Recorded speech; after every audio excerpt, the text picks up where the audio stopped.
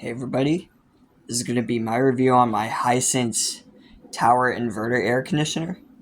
Um, it's really tall in size and it's really heavy. It was really hard to take up to my second floor. Um, and I did have to put a temperature sensor right there and humidity sensor because it doesn't tell me real-time temperature, but it is a dim feature on the remote. And on the remote is way more features.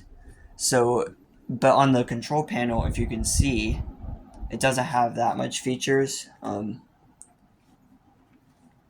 Like for example,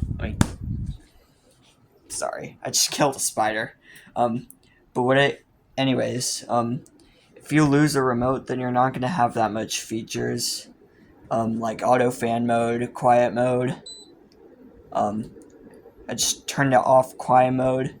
It has super mode, filter to like reset the filter change. Timer, swing, and dimmer, which is going to turn off the thermostat. So, and this is really quiet. You can maneuver this. Um, yeah, really quiet, really efficient. I would recommend.